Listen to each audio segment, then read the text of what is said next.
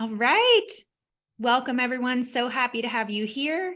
My name is Juliana Dodson. I am with Radically Rural. Radically Rural is the national programming for the Hannah Grimes Center for Entrepreneurship, which is here in Keene, New Hampshire.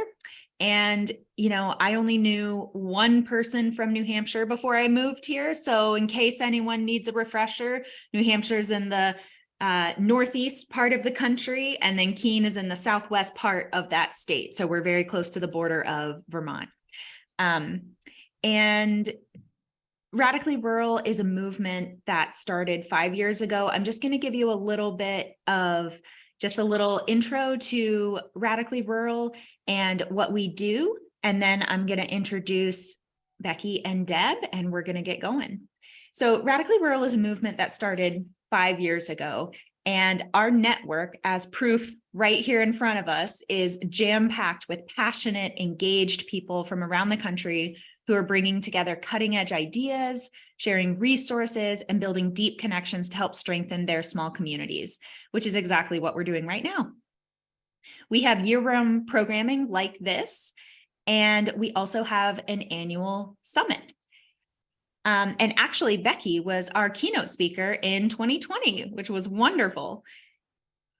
We have 7 tracks or areas of focus, and those tracks are arts and culture, clean energy, local journalism, Main Streets, and I see our Main Street track leader here on the call. Hi, Todd. We also have lands, health, entrepreneurship, but we also cover any topic related to small communities, even if it doesn't fit neatly in any one of those categories, like the topic for today kind of stretches between a lot of different tracks. Our summit registration just opened today, which is very exciting. And our summit is this year on September 27th and 28th here in Keene, New Hampshire. And I'll just paint a little picture for you. So imagine you're in a small, quaint New England town. It's late September. You feel the amazing fall breeze. You look up and see the leaves changing. In the distance, you can see Mount Monadnock, which was one of the most hiked mountains in the world.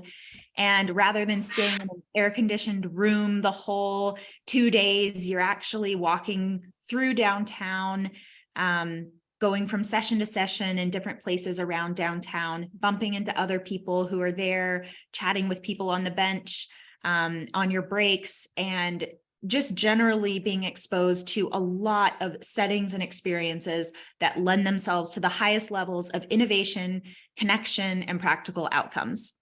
So we hope to see you there. This year, we introduced a sliding scale for ticket prices to make it as accessible as possible, which is an exciting new development this year. And we're on the honor system for people picking the ticket cost that works the best for them. And if you have any questions, I'm going to drop the link for the registration into the chat. If you have any questions, since there are, a lot of different ticket types with the sliding scale, please let us know. We're happy to help you. Next month, we're going to be, for our virtual roundtable, we're going to be talking about co-working spaces in rural settings. And I'm very excited about this topic. And actually, Andrew Button, who is going to be kind of kicking us off with that topic, is here on the call as well.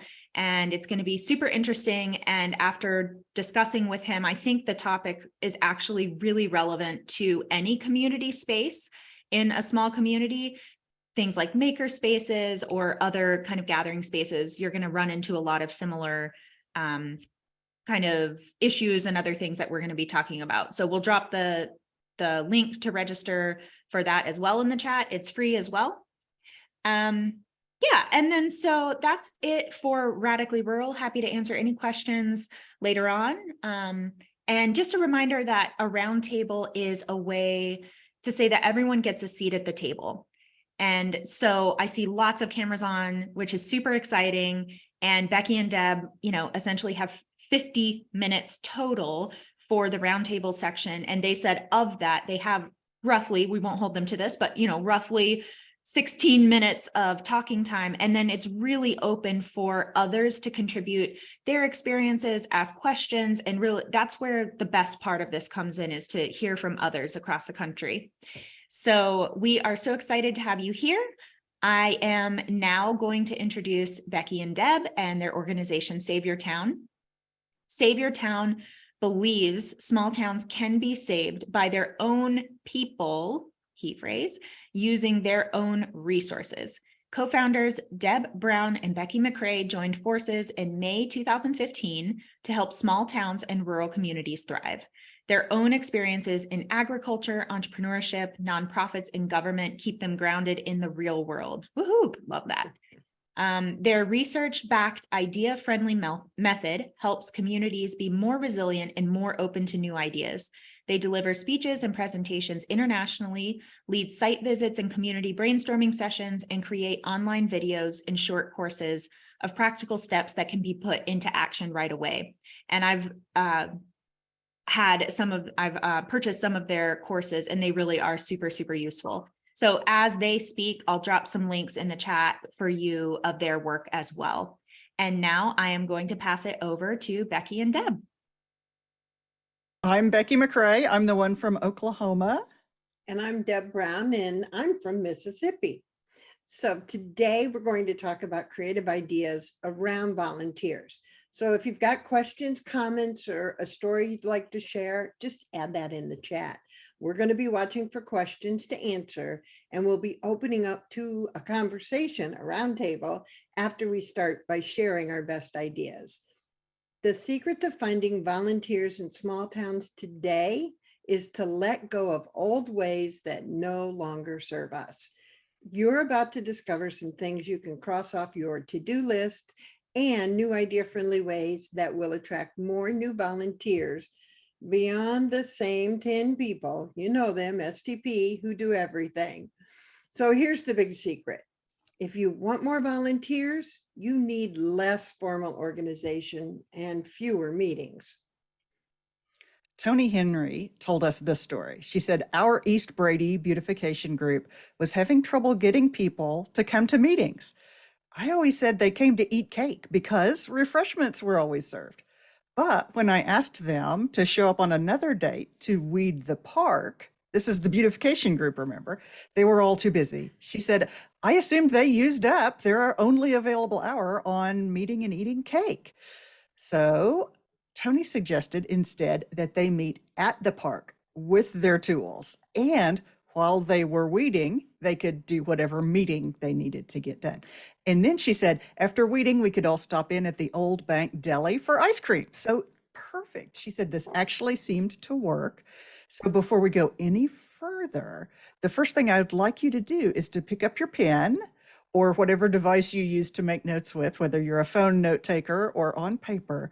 We would love for you to make a note. What is one meeting that you could actually take the meeting off your to-do list if you could just skip right to doing something like pulling weeds instead? So we're going to give you just a second to think about that.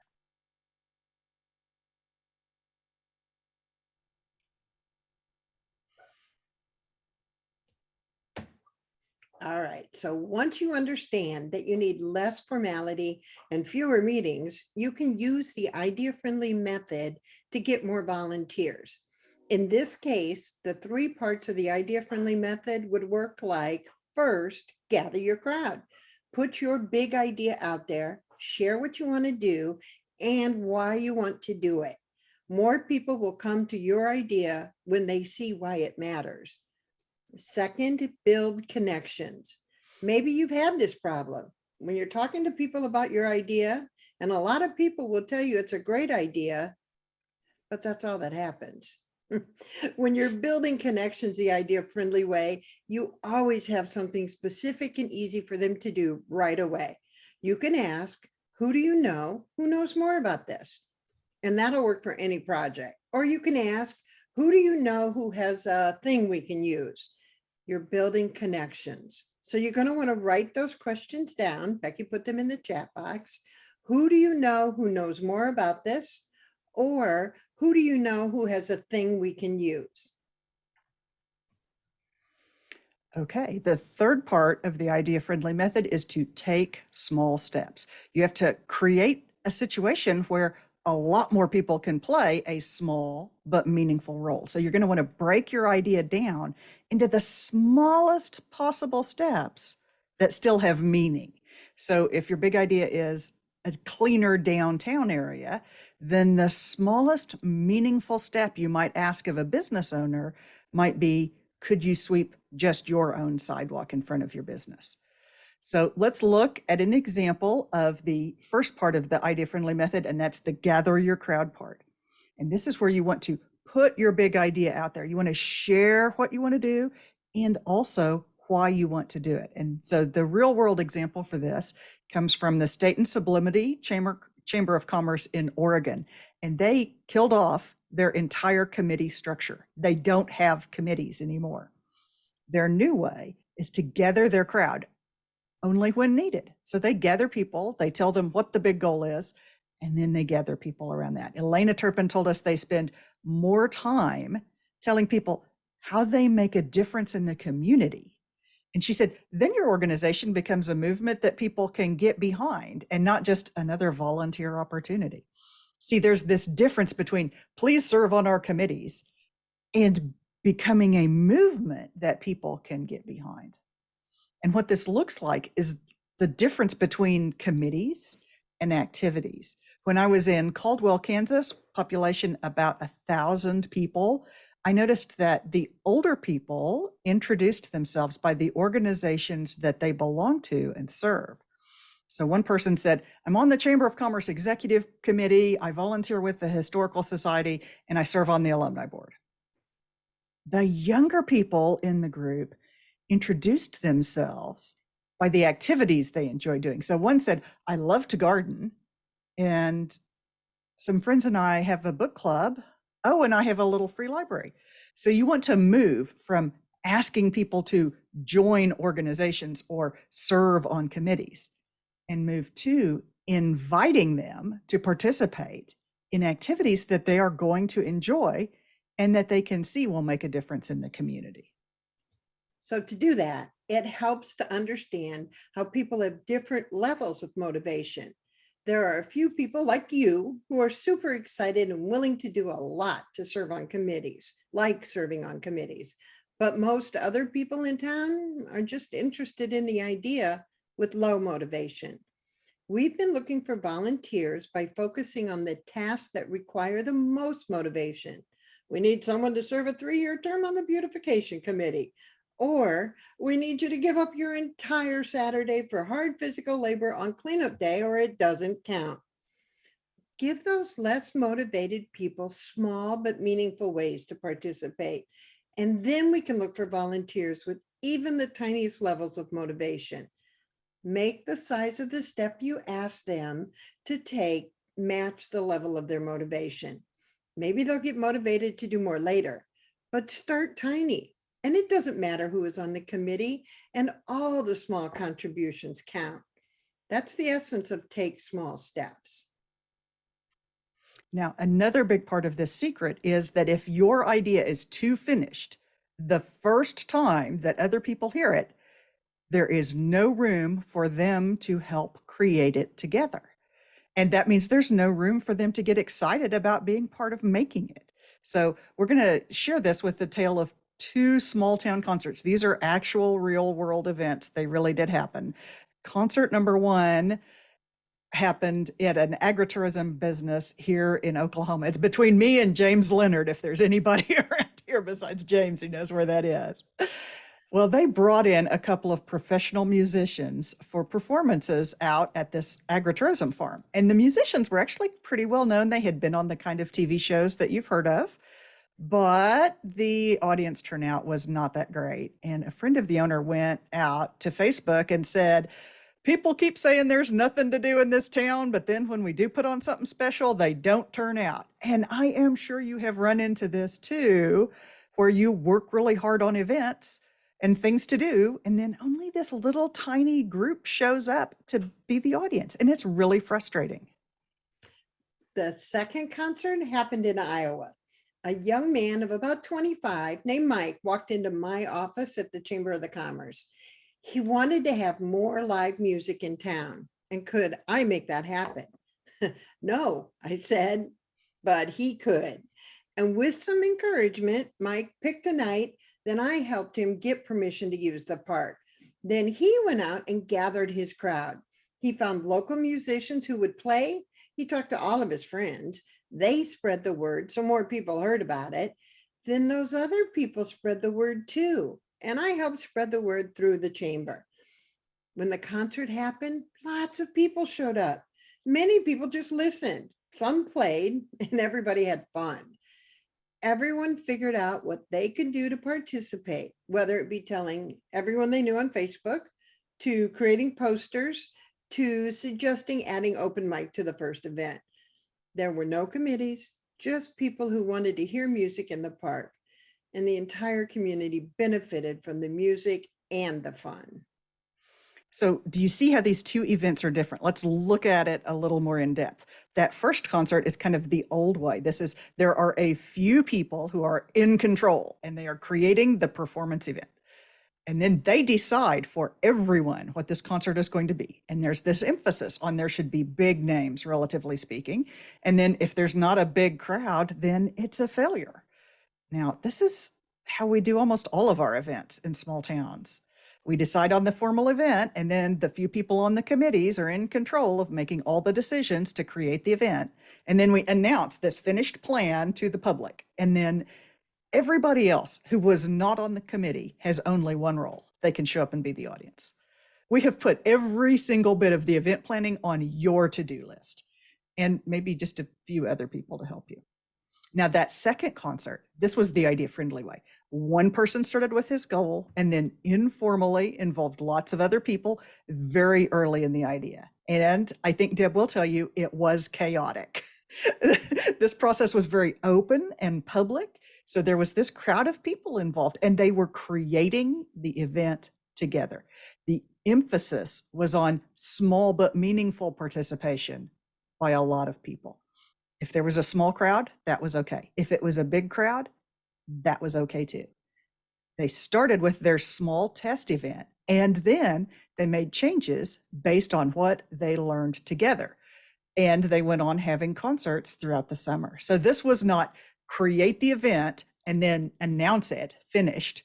It was announce the idea and then create that event together.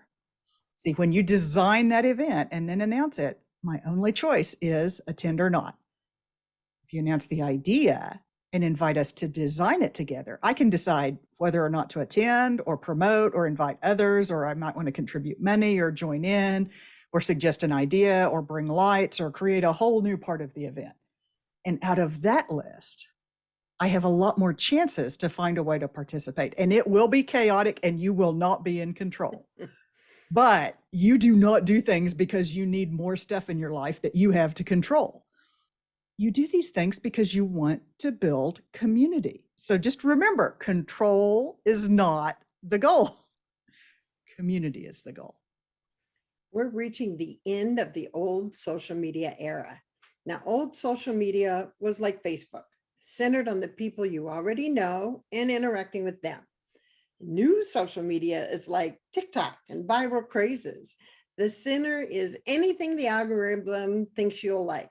And popularity comes from small participation by lots of people who seldom connect personally. Your old way committees are like the old social media. It's centered on existing personal connections. So of course it keeps coming back to the same 10 people. Your new way is centered around the activities and the experiences. Now, think about how your projects could be more like challenges or crazes. How could people be involved just for the short term? What if all people had to do was participate in one short burst and share the results? You don't need to be on the beautification committee for a year. You can just see the hashtag clean your own sidewalk day on Instagram and decide you want to be a part of it and grab your own broom. Now, you may feel just a little bit lost at first if you are what I would generally describe myself as the control enthusiast. I'm a control enthusiast, not a control maniac, but you're going to feel a little lost. You don't have your committees. You don't have the action teams and task forces and officers and meetings and agendas and minutes and reports. But when I feel that anxiety at the first, when we created this, just pause and think about your real goal, because the goal is not about maintaining an organization the way it always used to be. Your goal is building community. And that means doing a lot more things that are not efficient and where you are not in control. And you'll have a lot more fun with just like get-togethers and self-organized crowds and small but meaningful actions and doing things and enjoying challenges together. And so we really did have just like 16 minutes. That is the formal part of what we wanted to present. And so this is where we switch to the conversation part. So you can put any kind of questions right into the chat. We also welcome for you to, I think that Juliana has got a handle on doing the moderating of like fielding questions and making sure if you raise your hand that you're unmuted and bring you in, but we welcome any input from anybody. And Perfect. And I would love to invite everyone I like to wait till this point where we have most everybody here. Feel free to drop your name and where you're joining us from in the chat as well. And then that's just always fun to have that record and look back and see who was here. And I think everyone will be really amazed at all the different parts of the world we're coming from. I see there's 68 people here, so. Wow, 69 now. And I want to give a shout out to Andrew Button. Hello, Andrew. He's a friend of ours as well. I already gave my shout out to James Leonard, who's from Buffalo, Oklahoma. He's about an hour from me and probably the closest person to me here from the audience. So, oh, we're getting some questions. Yeah, lots of questions coming in. I think the first one says, how do you suggest moving with or beyond longstanding town structures, committees, and old ways of doing things? Deb, you want to hit that one first? Do you want me to grab it? No, I'll be happy to do that. I know you want this. Because you don't need permission for 99% of the things that you want to do. Yeah, you can take action and do the kind of things that you want to do without getting permission. A good example is our favorite pickle story. For me, I love the pickle story. Went straight to the pickles. So we heard about a young lady under the age of 25, I think, that volunteered at her church during an event in the kitchen. And she was really excited about it. And after the event, she kind of got yelled at by one of the church ladies. And it came to be that she had cut the pickles wrong. Yeah. She didn't slice them the right way. Those are the kind of things you want to give up. That's really being in control. And it's kind of a sad story. I'm hoping she continues to volunteer and cut the pickles any way she wants to. Yeah, I think that the key with those that have that long-standing town structure, they've got this committee and they've always done it this way, is to kind of come alongside them and to start your own thing, but in a really small way. How can you do a really tiny test of the thing that you want to do? And then you can go to them and go, look, we ran this test and look at these results and it's going well. And we want to add and grow just a little bit. So you're going to stair step your way into coming alongside them. You're not asking them to give up the thing that they've always done their way. If they can keep doing it, then they can do their thing. But you're going to build this groundswell as people are attracted to your new way of doing things, because you're going to make it so much easier for them to be involved in your way that suddenly everybody's doing your thing. And that's how you get alongside them. It's easier to attract than convince, right? Like I'll never convince you your way is wrong, but I can attract you to my way of doing things. And so that's kind of the best way to get beyond those old way, long-standing things. And then Haley's question. This is going to be a fun one. This is really tough. You've got a tough subject, Haley, which is how do you engage a community for long-term volunteer commitment? We recruit volunteers to mentor and advocate for abused and neglected children. And so I think that the thing that I can think of that works with that is there are only a very few people, right? Like there's only this many people who are willing to dedicate this much of their time and effort into your event and your project. So what you want to do is you want to peel away everything you can from those folks so that that gets done in small but meaningful ways by other people. So you're not asking these people to do anything if you can find a way to get it to be done by somebody else that can, so that you're reducing the amount of load that you are putting on the only those few people that are able and willing to meet that high bar of long-term commitment. Deb, what would you add to that? Well, what are some of the short steps that you can take, the tiny steps you could take around that? Those people making that long-term commitment need some help with spreading the news. How can you help doing that? Look for people to help you with that, where the long-termers can fully give what they're best at. And that's advocating and mentoring. And just think of the things, how anybody can be helpful. I want to go to Joshua's comment because it fits right in. And he said that he loves the framing too. They make it clear that they have doers and deciders.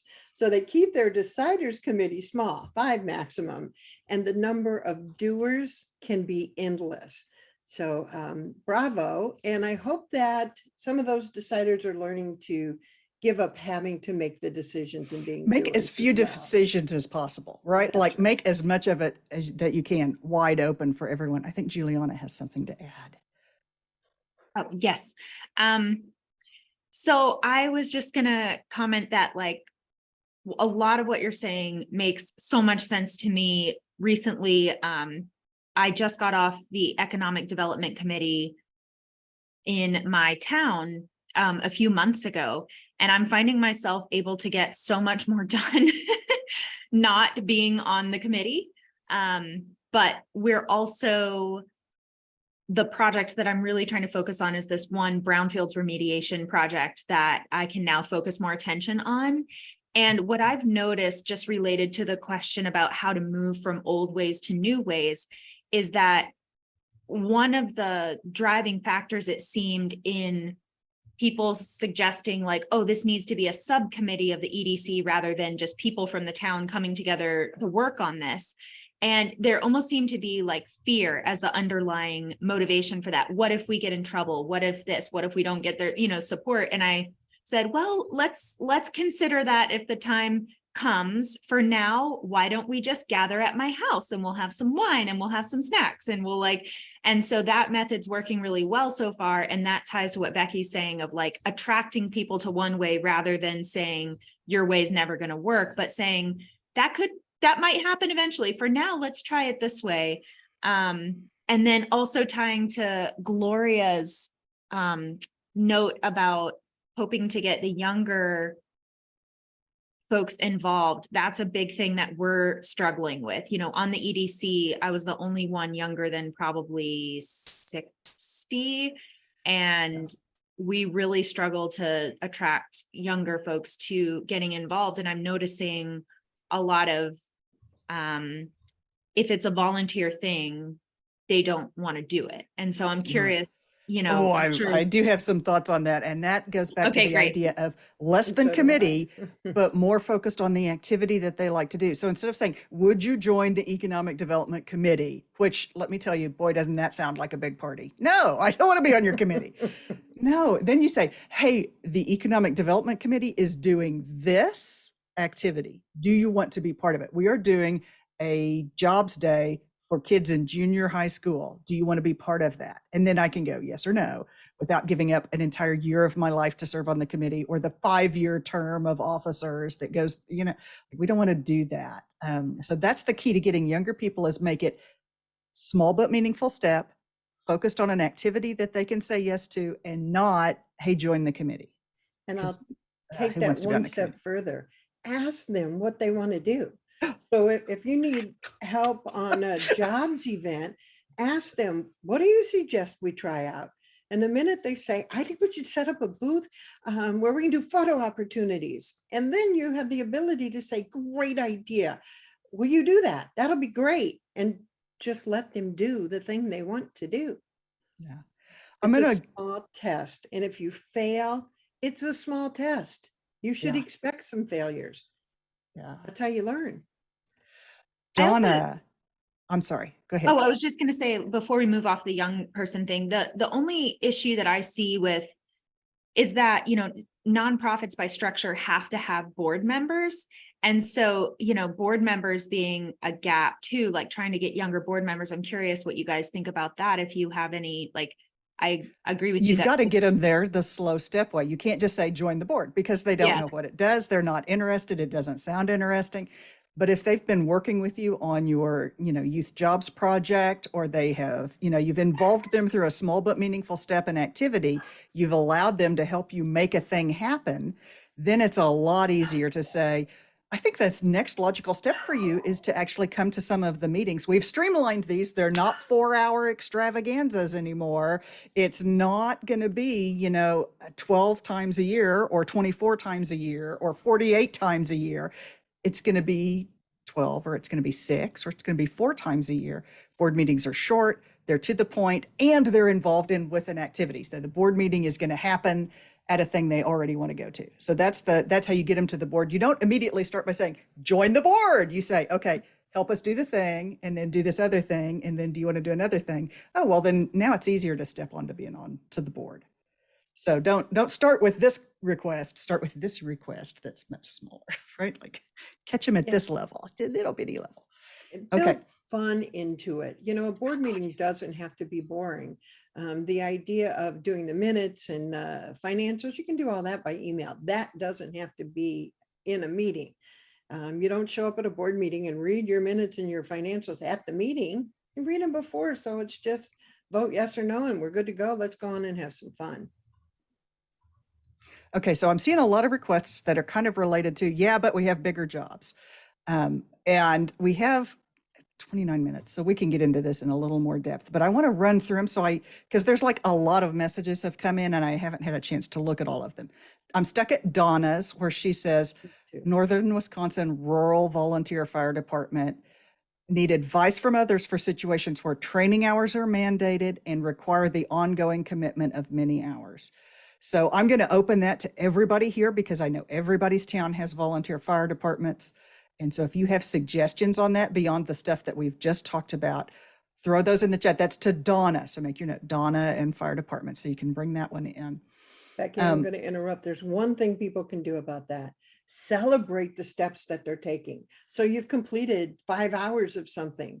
Give out a certificate that you completed 5 hours. And I can't think of the last time I actually saw in my local media any celebration of the ongoing hours that my volunteer fire department was actually completing.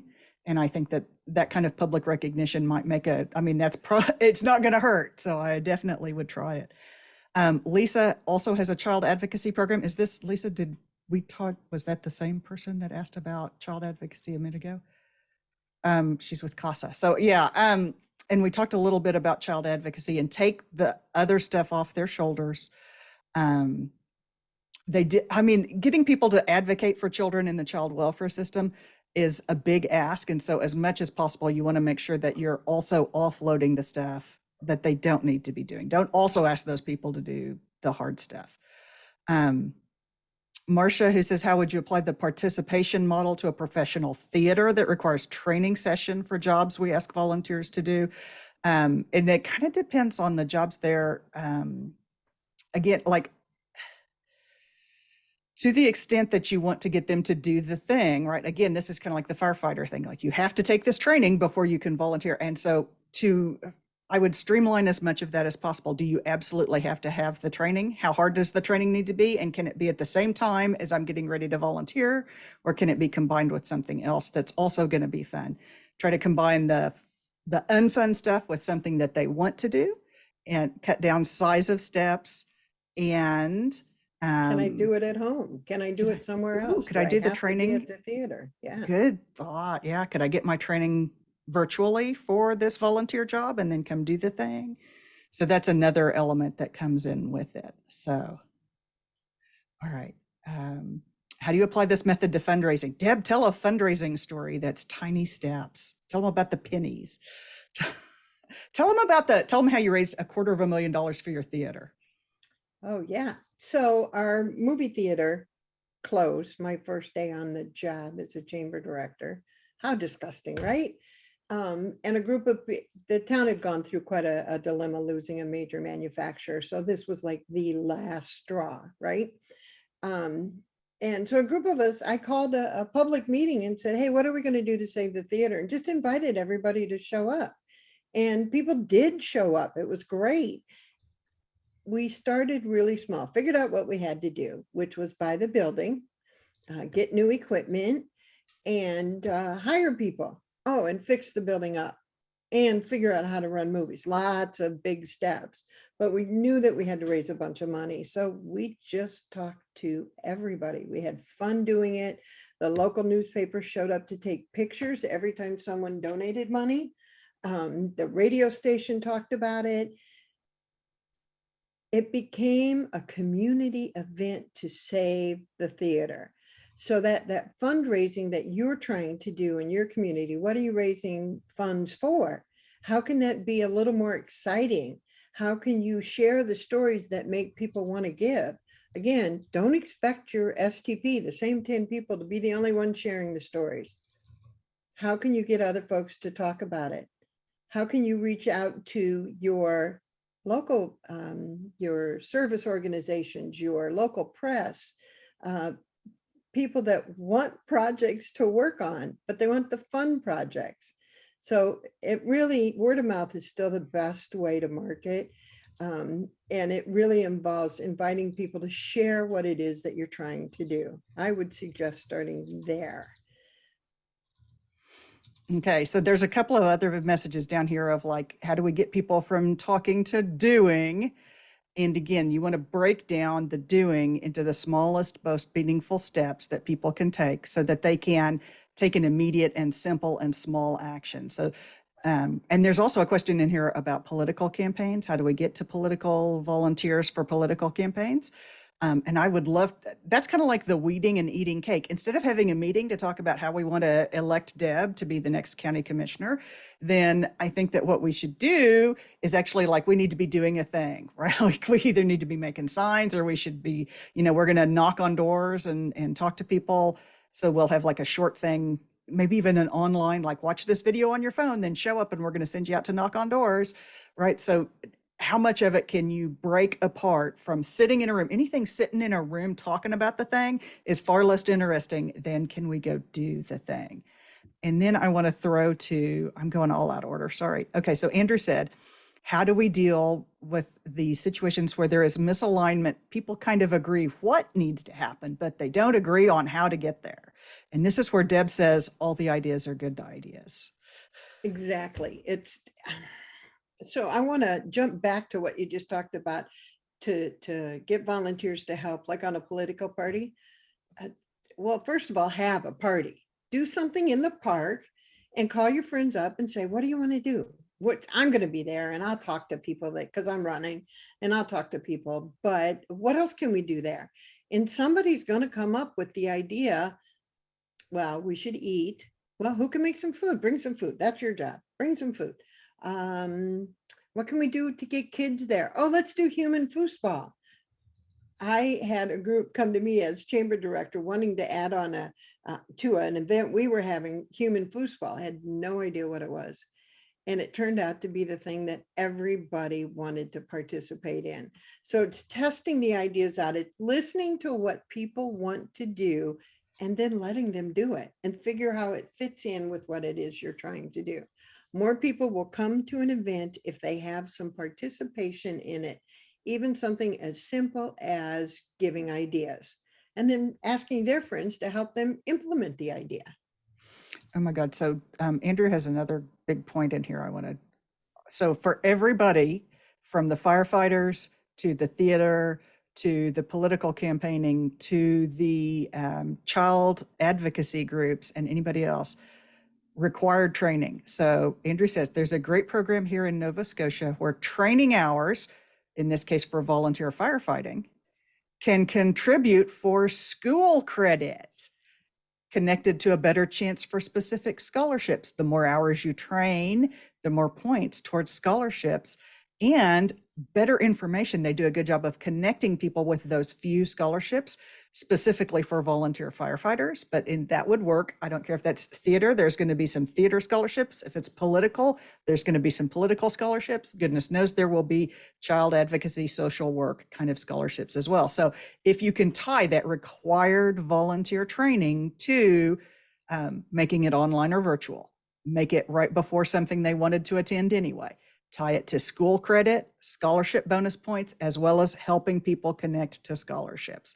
I love all of that, right? Like we can work that so many ways.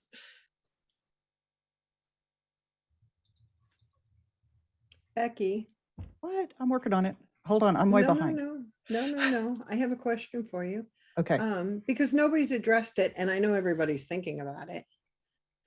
What about liability insurance for some of these things? How do we Liability handle insurance. All right. Okay, so I'm looking down here. Invite everybody to an event. Jesse says it this way. You can invite everybody to an event and then hold the meeting afterwards. Is what we just said. that? All right. Idea. And I'm just scrolling to see if there was something else here. Okay.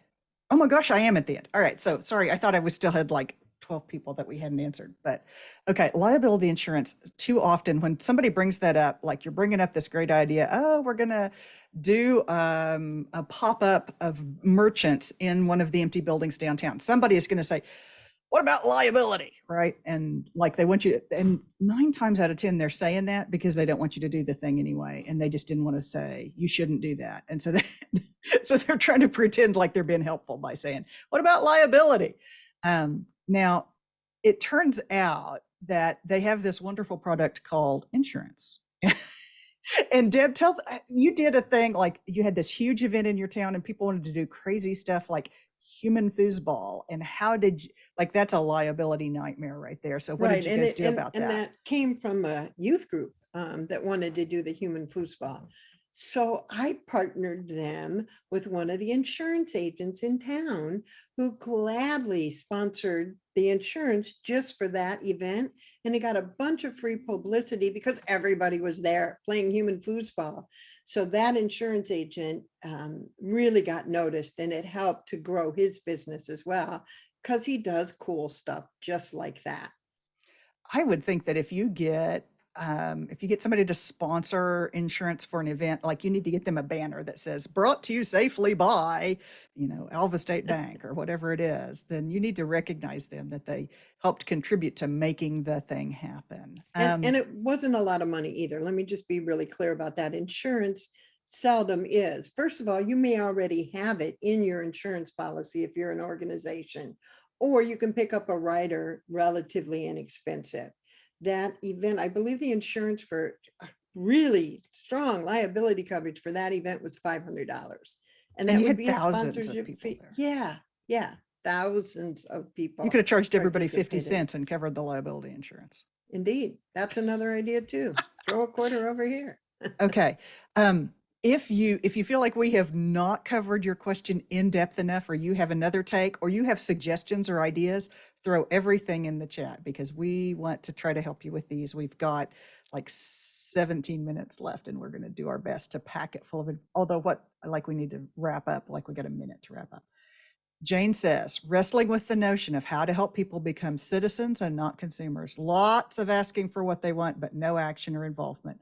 Perhaps a need for an infrastructure to build the experience, trust to get involved. It's a big shift. I'm hearing your suggestion to start small.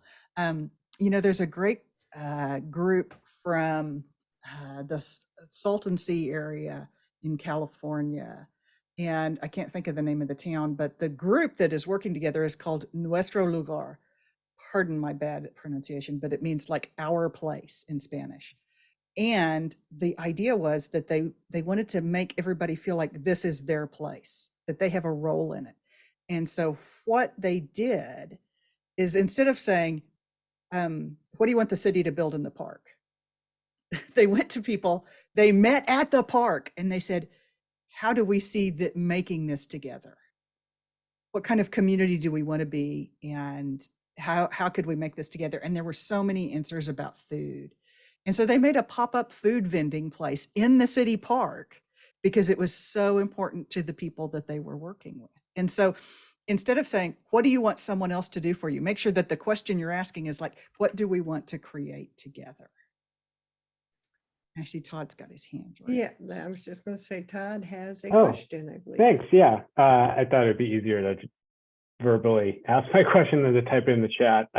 So since a lot of what you've been saying has been resonating, I wanted to run an idea past both of you that came up admittedly in a board meeting for our Chamber of Commerce, but I don't know if that necessarily makes it invalid. But the idea was some sort of mixer event that helps connect prospective volunteers with nonprofits in our region who are looking for board members, like a speed dating type exercise where you are able to, if you're someone who's interested in learning about volunteer opportunities, it's an opportunity to meet a bunch of different organizations. But I'm wondering if you have thoughts on what the pitch should be. If first of all, the concept, I'd be interested to hear your reaction to the concept, and then also maybe how that concept could be improved based on some of the ideas you've been sharing today.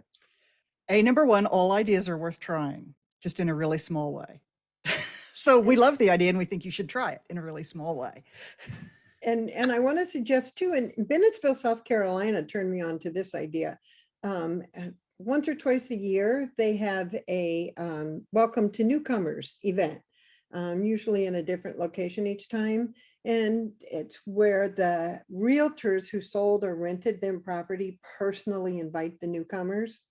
And I happened to be there when they were having one of those events. And there were a couple of county people, a couple of city people, a few businesses, there was food, and the room was full because they had questions. They wanted to know how to do this or how to do that, or where can I burn my garbage? And come to find out, there were several people looking for opportunities to volunteer. So 2 birds with 1 stone. You meet your newcomers and you're able to talk about volunteer opportunities as well.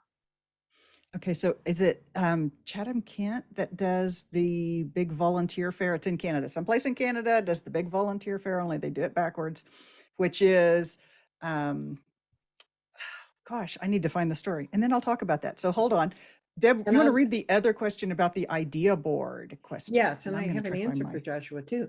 Oh, Does okay. anyone have any good idea board? And Todd, we'll come back to you. Does anyone have any good idea board templates? That's an interactive wall for people to put their ideas down, maybe using sticky Post-its, but that sorts of ideas based on what they need to bring into fruition. So like, what do they need? Money, helper, space. And they're trying to find a way to get their volunteers to self-organize. So if you want to do it online, create a Pinterest board and share that with everybody and let people put their ideas right on the Pinterest board and see who and what it attracts. So you want to do that in person, don't put it at City Hall, first of all. Okay. But maybe you put it at the community gym or someplace where people are bound to go and do some fun things and try it there, Joshua, see what happens. Becky has a picture. Where was that thing from? Chicago, I think, right? Where it was on a window of a business on the outside and people could just put their sticky post on what they wanted on the outside of the window.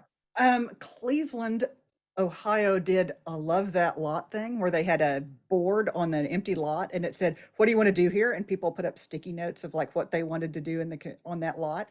And like a bunch of them were things they didn't actually need anybody's permission for. So like, I want to hold a dance party. Well, bring your radio and hold a dance party, right? Like, go ahead. I'm still looking for this Canada story, but the name of the community on the Salton Sea is called North Shore, if anybody was dying to hear. Oh, we have an answer for Joshua from Susanna Howard, said it's digital, which might not work for you, but Google has Jamboard, which might be a good place to start. Never heard of it. Sounds like a great idea. And there were Chatham-Kent other- does the 12 days of possible. All right, sorry, go ahead. I was just going to say there's 2 other suggestions in there, Padlet and then Miro. And you can also do speed dating, like Norfolk County, Ontario did speed datings for their locals. They were holding an economic development symposium. And so they just let everybody local ask for introductions to other local people. which I thought was really cool. Is maybe it's Sterling Rodden. Maybe that's Oh, who. that sounds right.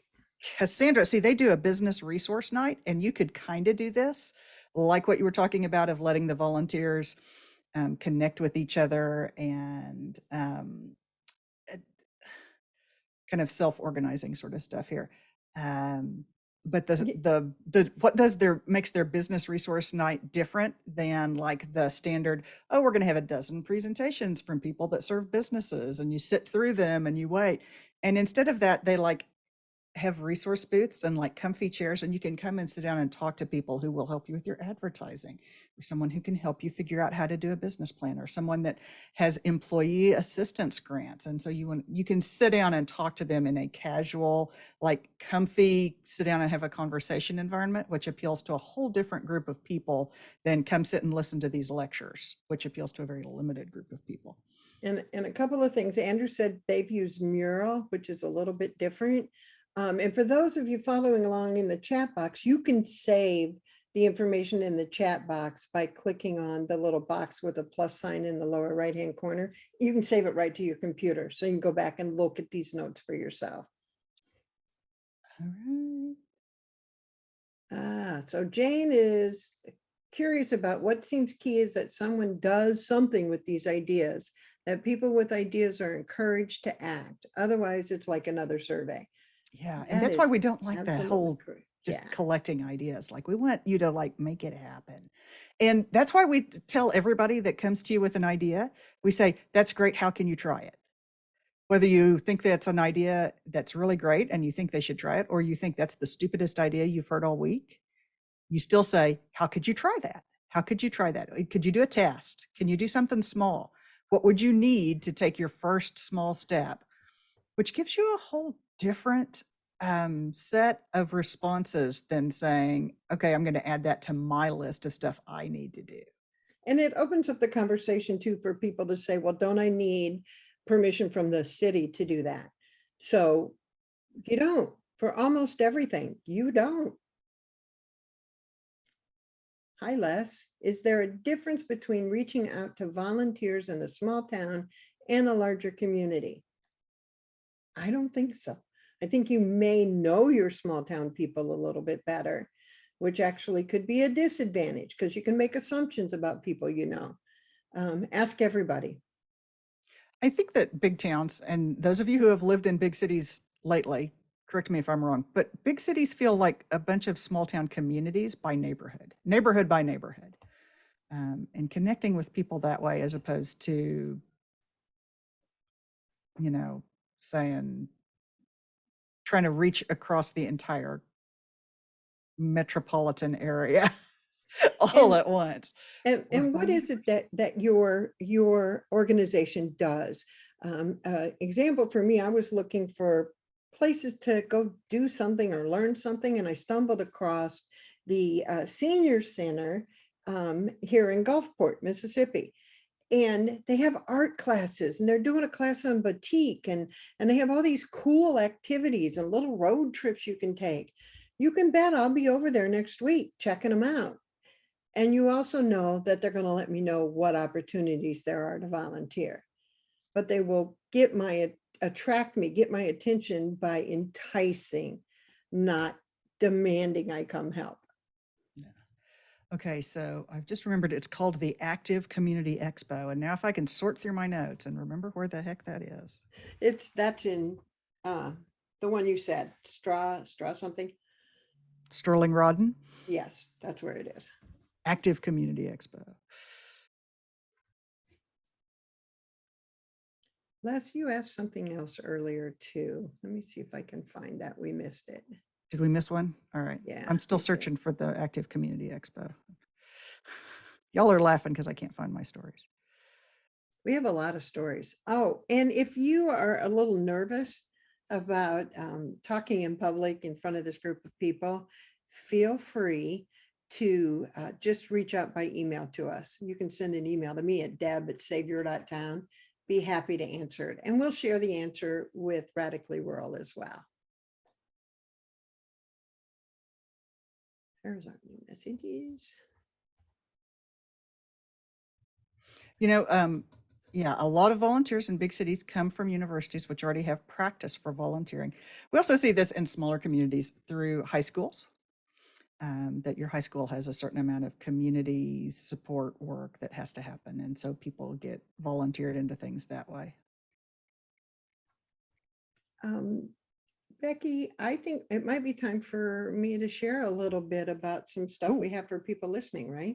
Yeah, so we're kind of at the wrap up here. Yeah. And so Gloria says to get the people who've doing it forever and that keep blocking new ideas, step aside and let others. Remember what we said at the beginning of this of like coming alongside them. Start by taking your small steps to create something that's going to come up alongside what they're doing. Don't tell them you got to stop. You can't do it anymore. Try to create something that's going to complement what they're doing and attract people to you. And Deb's going to do our wrap up. All right, here we go. So you've told us you struggle to get businesses to work together and participate in events and promotions. Well, how do you get them to even read your emails, let alone be involved in players in the game? So this is a challenge I've got firsthand knowledge of from my time as the Chamber of Commerce Director in Webster City, Iowa. It felt like an enormous part of my job was trying to entice, convince, and drag people from businesses into participating in chamber projects and events. Well, I came up with a few new ideas as a chamber director. And over the past 8 years here at Save.Your.Town, we've collected even more innovative ideas from communities across the US and Canada. And those are what we share with you in our video called Get Businesses on Board, along with several foundational principles that are going to help you change your thinking and make your work easier. Because you're here today, you can purchase it for 50% off, and it's only $9 to start with. So you want to use the coupon code RADICAL. We can remember that, right? And that code expires in 2 weeks, so be sure to use it right away. And you'll find the links for that in the chat room. And of course, we want to hear your stories and your ideas and your questions. And if you have pictures and stories, we want to hear them and we will share them as well. And you can email me directly. It's in the chat box, but it's deb@Save.Your.Town. And yes, I'll answer you personally. And if I don't know the answer, Becky will. And if not, we'll ask people until we find out. But That's thank right. you all so much for being part of this, for sharing all your stories and ideas. I've made a lot of notes of things we'll be sharing forward to other folks. And thanks for your time and what you do in your communities. Thank you so much for being here. That was wonderful. My head is all abuzz with new ideas. So thank you all for being here. I'm going to drop the summit registration link one more time, and I hope you all have a wonderful day, and maybe we'll see some of you next month with talking about rural co-working spaces. Thanks so much, everybody. Thank you. Thanks, folks.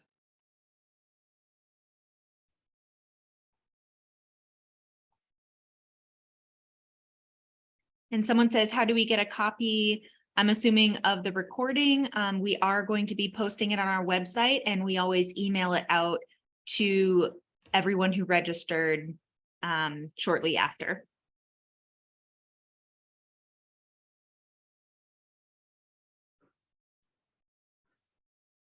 All right.